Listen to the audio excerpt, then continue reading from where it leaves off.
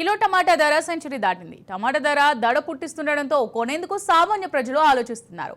Kilo టమాటా ధర century దాటింది.